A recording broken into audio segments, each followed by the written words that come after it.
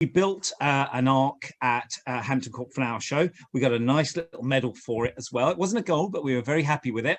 And instead of animals going on 2x2, we had endangered vegetables going on, in their pots 2x2. And it was quite thought-provoking because actually 94% of all the heritage vegetables on this planet have been lost carelessly, I would say, have disappeared, in the last century, just in the last 100 years. And there's many, many different reasons for that. But actually, those 6% that are remaining, and, I'm from Franchi Seeds, and Franchi, apart from the fact that the oldest family-run seed company on the planet, they're a very, very old seed brand. But we specialize in heritage and ethical varieties. And it was only really by meeting Shane, I would say meeting Shane more than anyone else, who inspired me. And I as a Slow Food member, to really look at the Ark of Taste. And then we found, blimey, we've got varieties that are not only heritage, but are actually endangered. And so now I say to people that we have varieties that are endangered, heritage and ethical new varieties. And that's really important because it really makes people think. Endangered, you've got an endangered carrot, you've got an endangered spinach, and we'll be looking at some of these varieties in a minute. But it's really interesting to know the background and why. So why are these varieties on the Ark of Taste? Some of it is fashion. Okay, so there are some varieties that just go out of fashion. There are new varieties which come along, which grow faster, which look nicer, so there's always going to be a little bit of naturally occurring waste, if you like. Some varieties are going to go to the wall because they're just not used anymore. They're inconvenient, they're difficult to grow, etc. But actually, when you're talking about seeds, it's got much more to do with mass-produced corporate varieties. Unfortunately, there's if you look at the UK seed industry when I'm talking about seeds, I'm talking about packet seeds. Okay, I'm talking about the horti sector. Agriculture is different, okay, and there are some pros and cons. There are some things we do better in the UK. There are some things we do worse. But I'm talking about the hobby seed industry, so packets. So it's estimated that, for example, less than half the seeds in British packets come from Britain, and people are really surprised by that. Because you've got some big name seed brands out there, but before World War II in this country, there were more than 40 packet seed companies, brands that produce their own seeds for their own packets. Shane, you know how many are left of those, don't you? There's actually none. Yeah. Not one of them produces their own. Not one of them is seed producers. One of them produces 16% of their seeds, and that's good. Okay. But it's like me saying, well, I'm an organic seed producer, an organic meat producer. I produce 16% of my meat organically. That don't make me an organic meat producer. But actually, to have 16% of my meat organic is a good thing. I'm not going to knock that at all. So the difference. So if you look at the whole seed market as a whole, Franchi are the only major seed brand actually that produce that are seed producers. We produce the majority of our own seeds.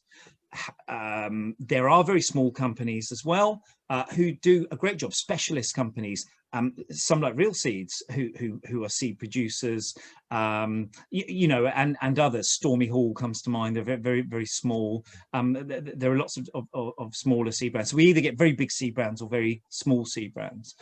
And so where does the seed come from that's in your packet? Because I think there's an assumption you make when you buy a packet of seeds and you look at it, and you just make an assumption that the brand, the company you've bought it from, has, their name is on the packet, so they must have produced their own seeds. But in almost every case in the UK, it's not true. So some of it will be from the UK, obviously less than half for sure. The main countries now are China, India, Israel, Egypt, Kenya, Zambia, America, Chile, Australia, Vietnam, and the EU. Now, what strikes you about those countries, Shane? They're not here. Sorry. Well, they're hot. And yeah. Some of them are very, very hot. And so, you know, some of them are tropical actually. And so that's one issue. Can we grow everything in the UK? No, of course we're not. Does Franchi produce every single seed? No, of course not. Our pak choi comes from China. It's Chinese. It should come from China, just like my soy sauce. I don't want Italian soy sauce. I don't want English soy sauce. But I want, you know, Chinese soy sauce. It's not about flag waving. It's just about doing things properly. And it's about regionality and provenance and how things perform and flavor and terroir, if you like. You know, you get things like I lost my track there for a minute. That's very talk about the sense of place. Yeah, it really is about a sense of place, and it's just, as I said, it's not about flag waving. It's about doing things properly. So let's look at some of these varieties. Oh yeah, no, that's what I was going to say. If you get, I always like this one because people say to me that, well, Franchi, so where are you based? We'll say, well, we're Italian, we're based in the Alps. And then people always do that sort of very Dolmio thing where they think of Italians with dark hair and brown eyes, and they all have a mama. And obviously I have a mama. And, you know, we all have olive oil and tomatoes. But then if you look at my Italy, which is in the Alps, Italy is actually 74% alpine. You all knew that. We have the Alps and the Dolomites in the north. You ski in Italy. We have the Apennines for 1,000 miles down the middle. And then we've got 3 really good ski resorts in Sicily. But then there's a long coastline. So it's a country where you can grow lemons. So you have limoncello in Naples. And then you can also grow cold-loving vegetables. And you can have, you know, this alpine. So my Italy, we don't have olive oil. Olives do not grow up mountains. We have cows with bells on. We have butter. And we don't eat pasta. Very, very rare do we eat pasta. We eat ravioli and maybe lasagna, that's it. But we have potatoes because we're in the Alps. So we have gnocchi, we have rice because the north of Italy is the Alpine, you know, it's the European center actually for rice production. So we have risotto and we have corn. So we have polenta. And so there are these 2 Italys. You know, one is Alpine and one is Mediterranean, and long may they both live because it's that provenance. And so because the varieties are Italian, some of them are actually hardier. Does that make sense? Because you're talking about, you know, where they come from. Did you know the coldest ever temperature in Italy was on the 19th of December, 2012. And it was in a little village in the Dolomites called Busa di Manna in the San Martino Valley. And it was minus, drum roll, minus 49.3 centigrade. And people go, you've got to be kidding me. But, you know, don't forget, Italy has the tallest mountain in Europe, which is the Monte Bianco, which is 4,900 meters high, I believe it is. Anyway, Ben Nevis, which is the tallest mountain in the UK, is 1,500 meters high. So you could actually fit Ben Nevis, Ben Nevis, Ben Nevis, and you still have room. And, you know, as I said, you ski in Italy. So because some of the varieties are Italian, they're hardier. And so this is the lettuce, which actually comes from the San Martino Valley. So it's got San Martino written at the bottom. So you can't grow it at minus 49. That's an extreme. But you actually sow it to the end of December in a cold frame. And you can grow it unheated in a cloche or a polytunnel or a cold greenhouse up until about February or March. Why is that? Because it has that provenance. So I always say to people, look, get a Norwegian and a Brazilian and put them outside on a cold night. Who's going to feel the cold? The Brazilian. Yeah. You know, I've been to Caracas in Venezuela in December, shorts, t-shirt, everyone else is walking around in jackets. And it's what you're used to. So let's have a look at some of these varieties that are on the Ark of Taste. And as you rightly said, I didn't know much about it before. It's a register. Mm-hmm. It's a register of varieties that are at risk, that need our help, you know, because the thing is, if we don't help them, you know, that 94% of varieties that we've lost in the last century becomes 95, then it becomes 96. And we were on a garden at Hampton Court, and I was telling this story to a 12-year-old. And one thing that children are really switched on about is the environment and biodiversity and all of these things. They're really, really switched on, and it's really important to them. And I told her that we've lost 94% of the vegetables, and these are some of the ones remaining. And she thought for a second. And then she said, but don't medicines come from plants? And it was like, bang. The 12-year-old not only gets it, but the 12-year-old explained biodiversity back to me better than I had explained it to her. And I was really excited about that because, you know, they're the people that have to pick up the pieces for the mess that we've essentially made. But it's not too late. We can do something about it. So, you know, if you're just by the by, if you're not a member of Slow Food, I would really urge you to join. And the reason for that is it's a really sensible, it's a really measured, really well thought through message that Slow Food give. Slow Food actually are the biggest food movement on the planet. Is that correct? It is. We're the largest NGO actually by reach of any NGO in the world as well. So we work in 160 countries. So that's bigger than Oxfam, isn't it? We're bigger than Oxfam. Oxfam work in 97 countries. So we work in 160 countries. So just to tell people, because when you say Slow Food to people don't realise, and it's really worth it. I mean, when I so miss the Slow Food show in Turin, it's like people like us, all of you people that are there watching this talk, you're really passionate about food. You're really, you know, you understand. You pick a tomato and you smell your hand, and your hand smells of the plant still, and you slice it, and it's the taste of the summer, and you know there's been no air miles, it's come from your garden. But the problem is we need to look at the next step, because you might be growing a mass-produced corporate variety that's got a 1,000 producers. Look at this spinach. So this spinach is called Viraflay. It's produced in a very small suburb of Paris still, and there's only a few producers left. And so the problem there is that if those producers pop their clogs, or they retire, or they decide not to, it's not profitable anymore, this is another issue, then what will happen to this spinach? There's other spinaches, they'll just change, they'll change, and they'll grow another spinach. And what happens then is this spinach is no longer profitable to produce, and therefore the 3 producers become 2, the 2 producers become 1, and then it's gone forever. I make a bet with you all watching, that you cannot buy spinach in your supermarket. If you think about it, you can buy baby spinach. So this baby spinach you buy in bags is quite thick, and it's cut by machine. And you can buy frozen spinach, but you can't buy fresh, true spinach. And the reason for that is, and I get it, it doesn't work well for fresh market. You know, you don't cut spinach at home a week earlier like you do your carrots. You know, you would pull your carrots or your potatoes. And so this is something that you're going to grow and you're going to cut. And you know what? You're getting something superior. This spinach just melts in your mouth. It dates to the 17th century, 1635, and it's still around, you know. I mean, that must say something. It's an absolutely superb melt in the mouth spinach. So you've got something that you can grow at home, which is superior to anything you can buy in the supermarket, and you're growing an endangered variety. You're supporting the farmer or the producer that's grown it, him or her, and they're probably growing it because they're really passionate about it. But if they make profit, they're more likely to continue. And it's a great story, you know. It's great at the dinner party. You can tell your people, and you can justifiably, I think, feel good, because at the end of the day, you know, you're not supporting I'm not going to mention company names, but there are some very, very big companies out there, and you're not supporting those companies that are global, that shall remain nameless, and you're instead supporting the farmer and the producer. So this is really important, but it's actually a superior flavor.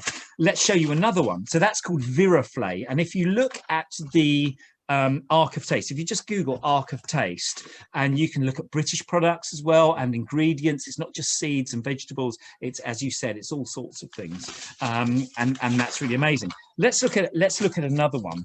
So we have, for example, the let's see.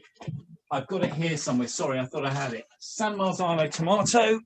I've got it somewhere and I can't find it. So the San Marzano tomato was grown on the slopes of Vesuvius, and it was grown by hand. It's the long tomato, which of course I can't find right now, and it was grown by hand and it was packaged by hand. Oh, here it is, and it was tin tomatoes. So. And it was canned by hand and everything. So it was all grown by hand. The problem is that over time, the growers have gone more towards mechanization, and it's about the bottom line and about profitability. And so these particular varieties, so this is San Marzano 2. Luckily, they numbered them. And it's not a very sexy name, San Marzano 2, but we're on 15 and 16 at the moment. And the latter varieties, you can actually bish, bash, bosh them around and they won't bruise. And the skin's thicker and it's not the same. These original varieties will bruise and they'll split and they'll damage. So for mechanized harvest, they're actually not used anymore. So we've got to a point now where this is on the Ark of Taste and it's at risk. So again, just like that spinach viriflay, oh my God, you can grow a tomato which is superior, which has a better flavor. Come on, how many of you who are of my age and Shane's age, come on, you're not going to get away with it, Shane.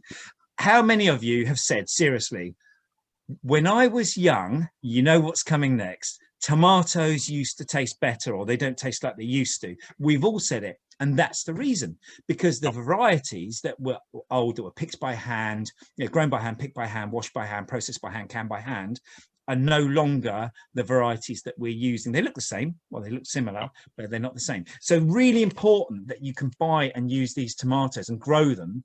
And I had some great San Marzano tomatoes, and people were eating them, and they were commenting how tasty they were. So, I'm really happy about that, and that's a really good thing.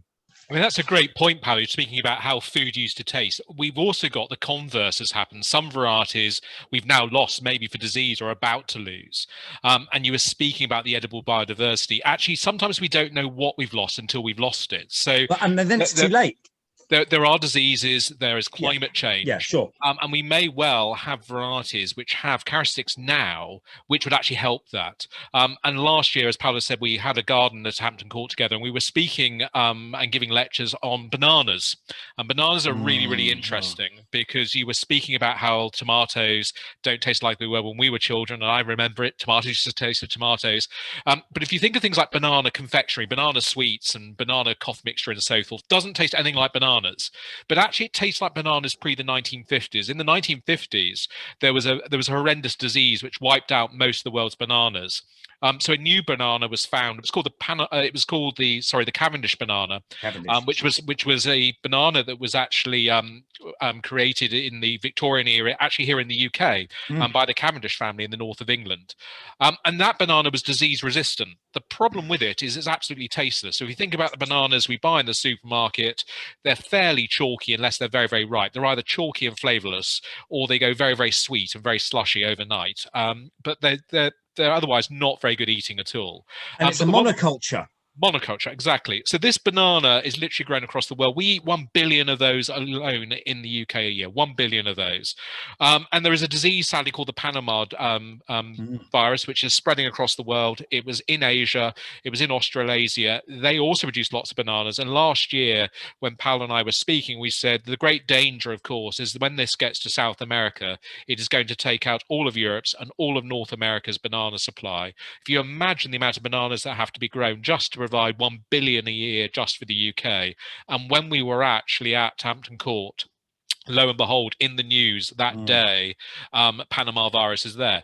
These plants also take a long time to grow. So even if you can find a replacement which is immune to these diseases, it can take, if you're looking at trees and things, and of course there are also plants, that could take decades if we're talking about tree nuts. And there's no cure. And there is no cure. So what does that mean? Well, the price of bananas is going to escalate very, very quickly. They're becoming very, very short in supply.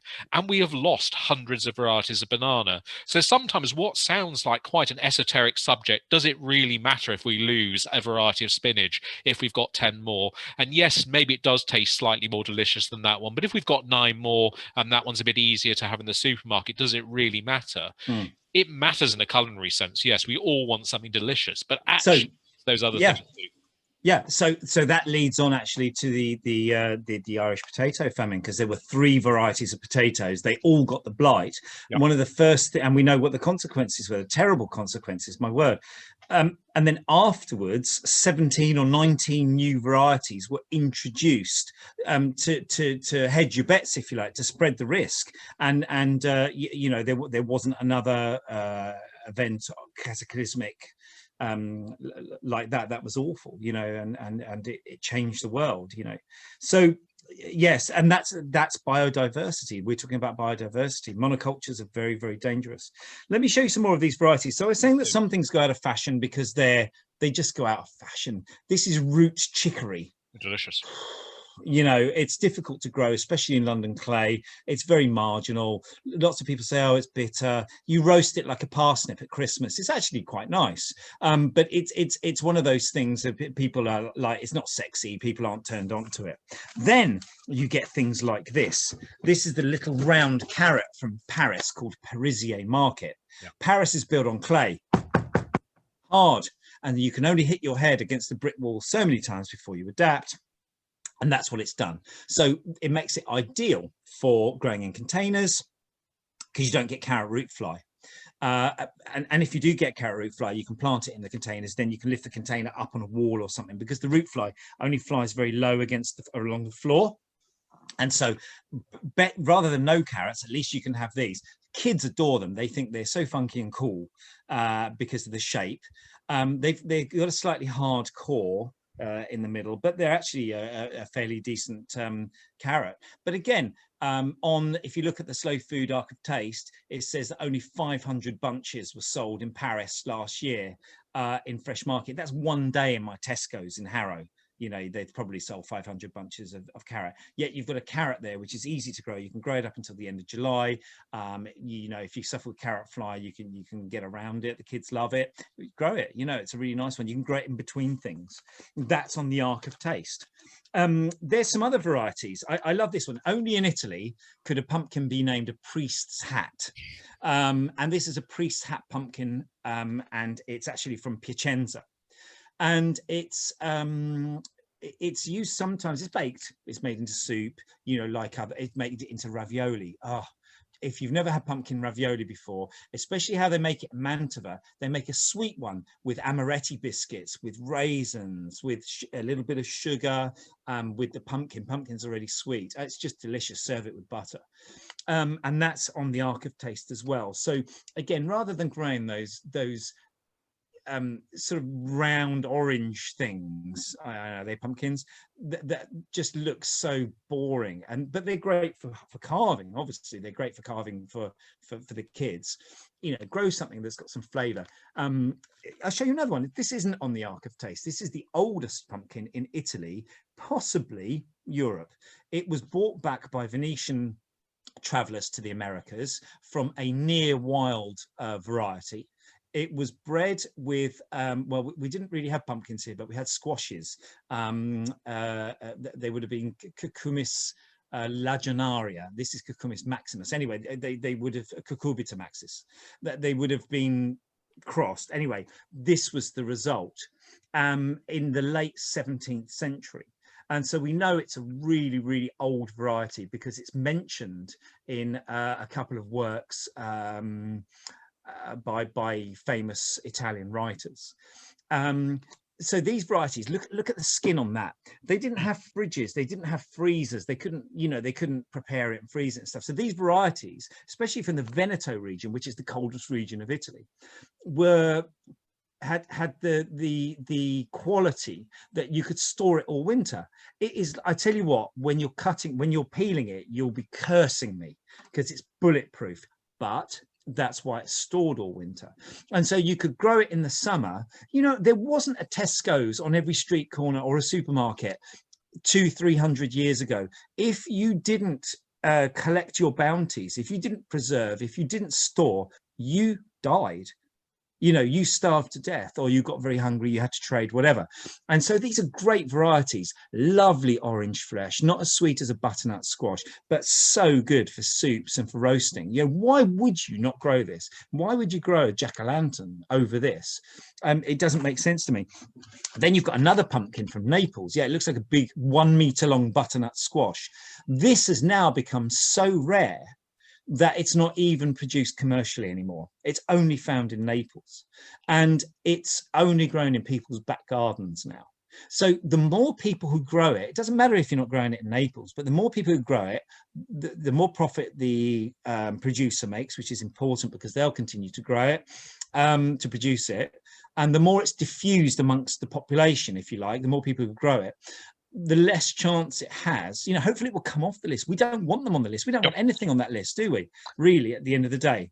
And again, it's a nice pumpkin, really good for roasting. You could feed the 5,000 with this. It's a 1 meter long butternut squash sized pumpkin, which is really great. And you can do some great pasta dishes with them as well. It's not just squashes that are on there. There's things like beans. So this is a bean.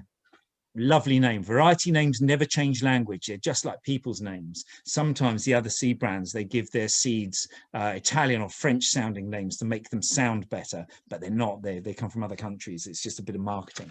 This is called Meraviglia di Venezia, Marvel of Venice. Top and tail it. It's stringless. Boil it for 8 minutes. It is like eating butter. They melt in your mouth. You can make a brilliant bean salad if you make it like the day before. Always dress your bean salad with a vinaigrette whilst it's still warm, or make it fresh on the day whilst the beans are still warm. And these yellow beans are a little bit waxy. They hold that vinaigrette far better, and you've got a lovely picnic dish. You know, a hunk of bread that you just made or bought, a good bread, some cheese, a glass of wine. That is food. That is real food. That is slow food. And so you've got these amazing beans. It would be one of the last beans you harvest because the Veneto region is quite cold. It's just a late variety. It just comes late. So that's a good one. This is a Bolotti bean. No, it's not a salami plant. I would be famous. It's a Bolotti bean. So again, look at the culture. Bolotti beans. There were no supermarkets around. This is all the Bolotti beans in Italy come from the north. And that's not by accident. They grew them and they would shell them and then they would dry them. And those beans, that was peasant food, you know, that would get you right through the winter. You always had a backup. You know, if you were starving hungry, you soaked your beans, you made a stew or a soup or a minestrone or whatever it was, or pasta fagioli, pasta and beans. You know, you might think carbs and carbs, you know, but whatever, when you're hungry. And also don't forget, when it is -25 in the north, you know, spaghetti with a drizzle of olive oil and some nice fine, you know, vegetables ain't going to cut the mustard. You need butter, you need cheese, you need all of these things that are sort of quite robust.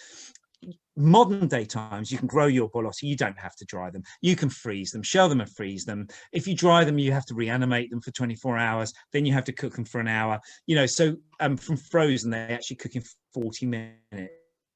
And this is a variety from Saluggia. So you notice these are all regional. Saluggia, Venice, Naples, Venice, Piacenza, Paris, Chiavari, whatever. And that's a key of a heritage variety, is often that they will have a place name in them as well.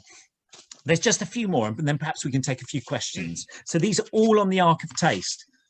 Italian melon cucumbers, or cucumber melons. Or cucumber melons. And so the melons and cucumbers are related to each other. So English cucumbers are amazing. They're the best in the world. You know, they're slightly different. These are Cucumis adzor, and English cucumbers are Cucumis sativus. So they're cousins. So this is related to that cucumber, but it's also related to melon. So when you eat it, and they're only found in Puglia, you have the taste of the cucumber initially, and then you have this slight sweetness of a melon. I mean, you know, what's there not to like? If you were to let it grow into a big melon, it would taste cucumbery. You don't want that in a melon, you know, but as a cucumber, it really, really works. And that's another variety that you can grow alongside, you know, get a packet and share it with your mates, you know, grow your English cucumbers. English cucumbers are grown widely in Italy because they're so good. Every country has its own, you know, qualities and its own strengths. And that's definitely a British one. And, you know, and we should be proud of that, that Italians are growing English cucumbers, but let's grow the stuff that's endangered. Couple more. There's the onion of Genova. Again, it's on the list. It's a flat onion. It's so sweet. Red onions have a high sugar content anyway, so when you cook them, they caramelize beautifully. And then when you eat them raw in a salad, maybe you're making tuna Bolotti beans and sliced onion is a really nice sort of picnic dish. Very, very simple. Keep the oil on the tuna. Make it the day before. It's even more flavoursome. Cut the onion nice and thin. But, you know, varieties like this, when you're eating them raw as well, because of the sugar content, you know, you're not going to get onion breath so much. They're just lovely and sweet and tasty. You can grow one seed in a pot and you can get one onion in a pot. You can do them spring for the same year. You can do them autumn for the following year. So you actually get 2 bites of the cherry, and they're much cheaper than buying onion sets. And I guarantee if you're buying onion sets and you want Red Baron, you've got three, you want red onion, you've got 3 choices: Red Baron, or Baron Red. That's your choice, basically, in any garden centre. Look, there's others.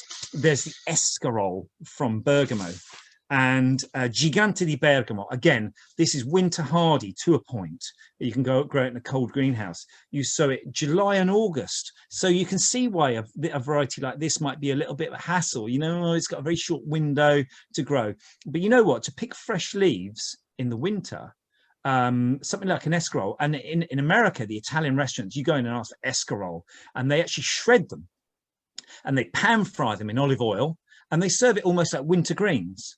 And it's not an endive. It's not like a frisée. When you say to people endive, they recoil. They go, oh, you know, endive, frisée. But it's very crunchy. If you were to grab a leaf and bend it, it would snap like a twig, and it doesn't really have any bitterness to it at all. It's very nice. It's really a good one to grow.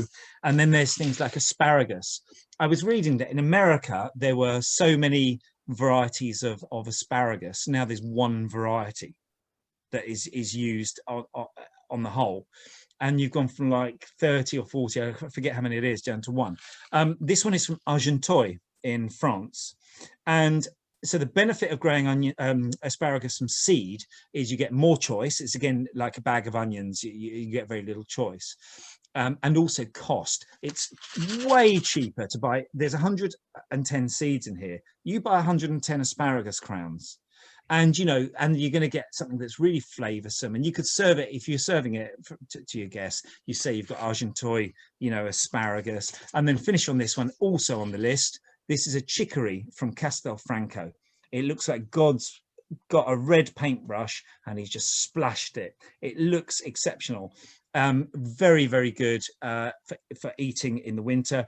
Chicories have this very pleasant bitter flavour, which the chemical in there is really good for your digestive system. So if you have digestive problems, it's actually very good for you. You can cook it as well. Risotto alla Trevigiana. Rice, which is creamy. You get the saltiness of the Italian sausage. You can replace that with a vegetarian or a vegan sausage.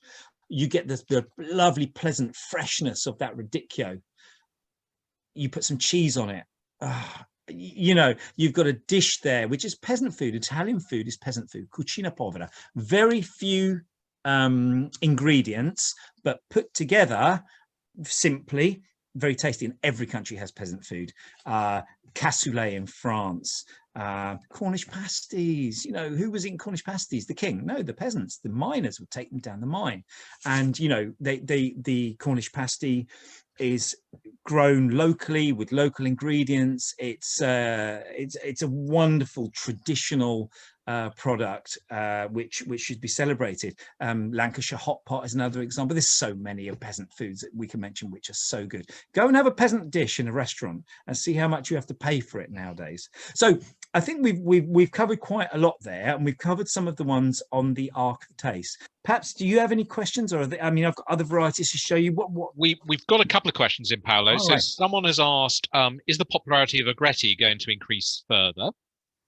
Is the popularity of agretti. Oh, right, yes. So let me explain what agretti is. So many of you will have had sea samphire, which is grown in the UK, but it needs salt marsh to grow. So it's very restricted. You know, me and you couldn't grow it in our allotment. And so what agretti is a very, very similar in flavour and look, but you can grow it in the ground. There's another thing called, it's Japanese, and it's called Oki Hijaki, which some seed companies sell as Italian agretti, but it's not. Italian agretti is only found in the Mediterranean region, but it has a problem. And the problem is that the seed is not viable for more than 3, 4, or 5 months. And then, you know, one day you'll get 90% germination, the next day you'll get 90%, the next day you get 90%, the next day you get 90%, the next day you get 0. It's not like a tomato, which one year you'll get 90%, the next year you get 80%, the next year you get 40%, the next year you buy a new packet, you know, whatever. Actually, tomato seeds are very long lived, you can keep them 10 years. But, you know, the point is that the restaurants are really catching on to it, and it goes really well with fish. It's fabulous in risotto. You can eat it raw, you can have it in a salad. It's the traditional way to eat it is just braised in a little olive oil with lemon juice and a pinch of salt, and it's just delicious. And you can grow it in your own garden. So the answer is yes, it will, because you cannot grow sea samphire. Sea samphire can be expensive, but you can grow agretti. The only thing is you have to order it in advance because it's so much demand. It's like truffles. Demand is bigger than supply. Great. We had another question saying, what's the best pumpkin for pumpkin pie? I guess you'll have had to have planted your seeds a little while ago if you were looking for your pumpkin pie this year. But so again, but pumpkins are really good for storing, and that's why, you know. So there's a variety that's used specifically for pumpkin pie in America, and it's called Hubbard. I don't have a packet of it here. I've got a lot of pumpkins. I'm in the office with just one seed stand, but Hubbard is the one that you want for making pumpkin pie, and it's a small variety, which is great for the cook, because, you know, if you open one of those really big ones, then what are you going to do with it? You know, you're going to be eating pumpkin for 2 weeks, and so this is where, you know, cooks had to be invented. But that's why small pumpkins are really good culinary, very kitchen pumpkins for the cook, for the home cook. Can I just say one thing about shortages? Okay, so this year we saw shortages, and the reason for that was that the if you want to put it like this, the freedom of movement of food, the things that were going short, the toilet roll, the flour, the yeast, you know, was interrupted, and the cause of it was COVID. So think about when COVID struck the UK. March the 23rd is when lockdown was. So March, April and May. Seed crops were already in the ground. So we saw this massive deluge, we were overwhelmed. The seed industry was overwhelmed with demand. People were at home, people were on lockdown. We're very lucky in the UK. There's lots of houses with small gardens or yards or gardens.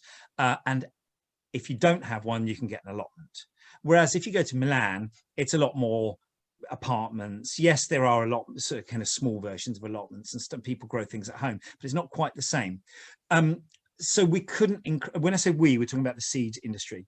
The seed industry couldn't increase production. So we've got an issue straight away where huge demand, lots of new people growing vegetables who will continue to grow vegetables because they saw food running out this year, and transition is going to be ending in January, and that is going to add fuel to the fire. You know, we're hearing all about the, you know, you've all heard about the problems. I'm not going to go into that. But if you put the two things together, you know, we're starting the year with some seed shortages. This isn't rocket science. Everything you eat, everything comes from seed, directly or indirectly, even milk, because actually the cow ate grass, which came from seed. Even the cow came from seed. We don't do those kinds of seeds. But, you know, it is a thing. And so, you know, what we're seeing, we're not seeing people panic buying, but what we are seeing is we're seeing people buying for next year, in inverted commas. So there are going to be shortages next year, both of seeds and food, as a result of not having the seeds. That's a really, really important point you just made, actually, Paolo, that everything comes from seed. And a lot of people watching this will be gardeners or people who have access to a garden. Maybe they're not gardening yet, but hopefully you're inspiring them. So buy these seeds. They act as natural fire breaks. If your next door neighbor is bought nonce carrots and they get carrot fly, and you've got the Parisian carrots, you're not going to get the carrot fly. So they act as natural fire breaks, which is a really good thing. But equally for those. Yeah, there's actually no downside to growing veg. It's good for the environment. It's good for you. It's great for your mental health. Look, I tell you, so many people have been saying to me, I was staring at the four walls. I've got my little yard. I was doing some pots. I've never grown things before, and all of a sudden, I'm eating a tomato, and I'm doing this, and I learned by experience, maybe a few mistakes, but it's just been really good for my mental health as well as my physical health. Exactly, but those of us who don't have gardens, and some of us who live in cities don't have them, and the waiting list for allotments can be 15, 20 years more. I know this firsthand. Looking for these varieties is really, really critical as well for exactly the same reasons. So I'm just conscious that not everyone on this call will necessarily have a garden. So look for these varieties. Those things stand. I mean, one of the other really classic examples is actually around apples. Perhaps not going to grow those from seeds. It'll be a very, very long time. But, we used to have 3,500 varieties of apple here in the UK. It's the best climate in the world to produce apples. If you go to Brogdale, you'll see many of those trees. Today, 70% of all the apples that we eat come from 3 varieties, and 70% of that 70% are imported. So we can really influence just what our landscape looks like. And our landscape looks as it does because of food and farming in a small way within our own gardens, and in a much bigger way by influencing what is being sold in our greengrocers, which then trickles out. And that's really, really absolutely. So I'm going to tell you a quick story.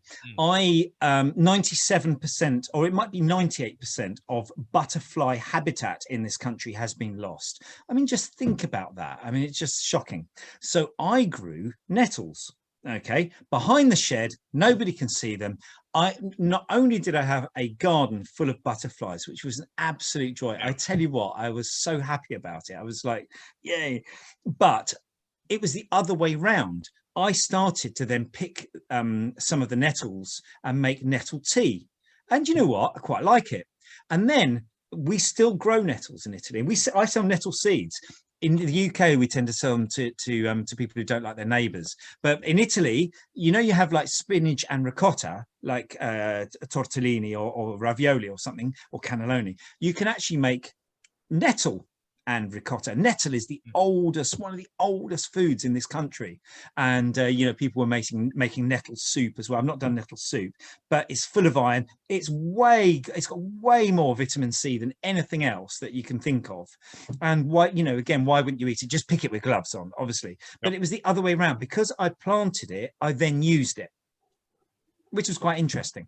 Absolutely delicious. Good scraping of nutmeg over the top, and it's wonderful. We've got some more questions. Someone has said they've been growing tomatoes in central belt of Scotland. Are there any good varieties there? It's obviously pretty cool, I'm imagining.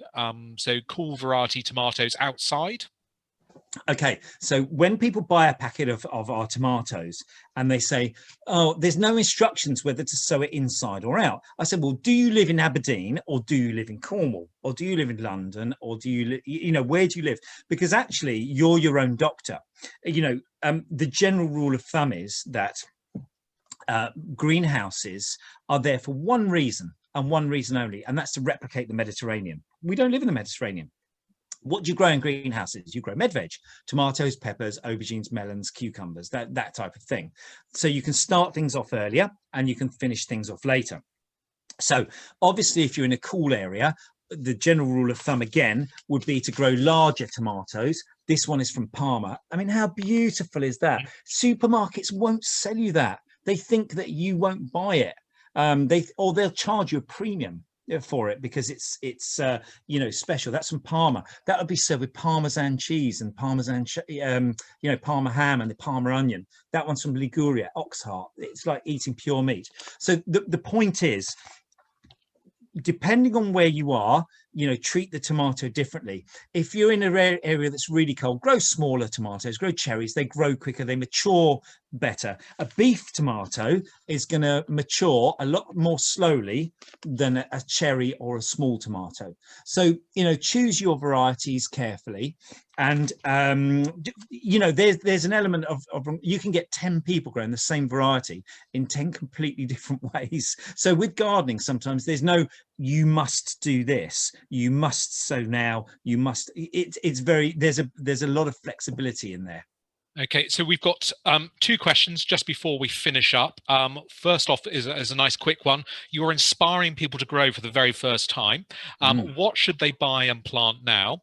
And then the second question is, someone has asked, what is Brexit going to do to the seed supply? And I thought you might want to finish on that as your closing remarks. How long have we got? Right, so what can you sow now? So it's really important that you know that gardening isn't spring. Okay, we are the best country in the world at sowing in the spring, and I think we're not one of the best for continuing. Lots of people will cover their allotments over. They'll plant their garlic and their broad beans, and then they'll actually just cover their allotments over. So what you should be sowing right now, you can sow spinach till the end of October. You can sow lamb's lettuce till the end of October. And these are varieties that you're going to be eating before Christmas. In a cold greenhouse, you're going to be eating them in a from a cloche or something like that, but they don't need any heating. Other things that you can sow now, but you're going to be eating next year, are things like garlic. You're going to be eating things like onion sets. So you're going to be planting onions now, and they're going to be ready in the spring. Your broad beans are going to be ready in the spring. Your garlic is going to be ready in the spring. You should never put garlic in the fridge, because if you put garlic in the fridge, it sprouts, it produces shoots, and then in Italy they say it's lost its soul, which I think is rather nice, and then you can't really eat it. So it's best not to do that. And there's sugar snap peas you can sow now that you'll be eating next year as well. So there are some things that there's this lettuce that you can do in a cold frame, as I said. Then there are varieties that you sow in the summer and you eat with sub-zero. So the classic example is Brussels sprouts. When do we eat Brussels sprouts? 4th of July? No, we eat them for Christmas Day. And Brussels sprouts without cold, without sub-zero, are pants. They really don't have that depth of flavor. So thankfully there's a lot of vegetables as well which need sub-zero to mature. But spinach, lamb's lettuce now, garlic and onion sets, broad beans, they're the really big ones. And 2 minutes, I'm afraid, and it is 2 minutes on Brexit and seed. Okay, so there was a consultation a few years ago, and all the big seed brands were invited to upload their varieties. So there's an EU seed list, which is very good. All the seed companies agree that there should be a seed list, because in the Victorian times, the British invented the seed list. In the Victorian times, British farmers were ordering a golden bantam. This is a Victorian variety.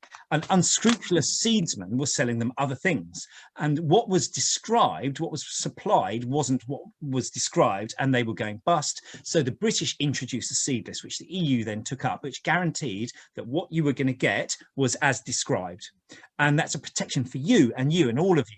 And so the problem is that all of these varieties can be sold freely now because they're on the EU seed list. So now there's a British seed list.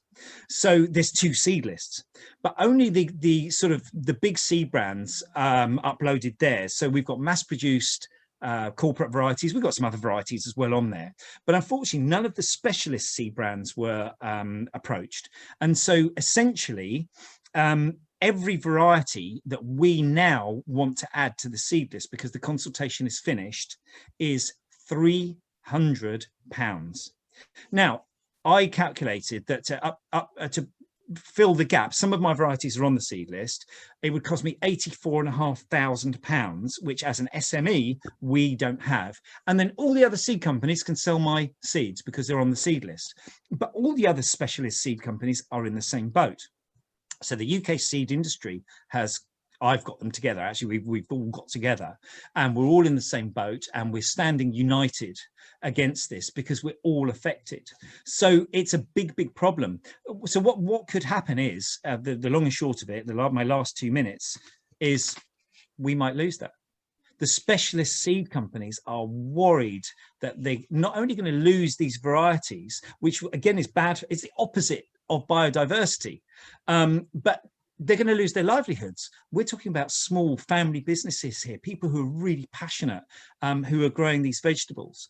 But actually the whole seed industry has come together now, and we're sticking to our guns, and you know, varieties that we can sell to you freely now, from January, we may not be able to sell to you. That's the long and short of it. Paolo, thank you very much for that. So as a take home, if you want those seeds, go to Franchi Seeds now and buy them before January at least. Paolo heads Franchi here in the UK. Franchi are the only seed company recognised by Slow Food. We would like to recognise more seed companies. Yeah, sure. Sadly, there are not seed companies doing what Franchi are doing. And as Paolo said, we would actually like to see the Ark of Taste disappear. It's a programme that we have as a last Yeah. we shouldn't be having an endangered seed list and endangered food list. We need to have one. Yeah. This Terra Fringe has brought global leading experts in all kinds of fields and sectors. We are absolutely delighted that Paolo's been with us today, one of the most knowledgeable person that I can think of on seeds. Seeds are food, and they affect all of us. And I think just to butt in, I wouldn't normally, but nobody thinks about seed. Nobody talks about seeds. Seeds are one of those things. Do you know what I mean? And yet it's really the most important thing on the planet. We come from seed, you know, and so I think the importance of seed, if we're starting badly, it's going to carry on badly, but we can do something, and we can, you know, you can help. So go to seedsofitaly.com. You can get a catalogue from us. It says biodiversity on it even, you know, and that's the key message. We're really passionate about what we do. Please do that. For the rest of the Fringe carries on until Monday evening. Later today at 6 o'clock, we have got a artisan cider tasting. You don't need to have your cider there. You can simply watch that if you wish. At 7 o'clock, we've got another Ark of Taste session where we're looking at Scottish Ark of Taste products from the Scottish Ark of Taste in Scotland. And at 8 p.m, we've got films on crofting. Tomorrow, we've got everything from the history of the peppercorn through to cheese tastings. Wow. So there's a whole breadth of things that are happening this weekend. Thank you very much for being part of it. You can find out more on terramadrifringe.com. Paolo, from everyone here, as always, you've been Ciao. Thank you very much. And to everyone watching, thank you very much for taking part in Terra Madre Fringe. Good night. Good night. Good night.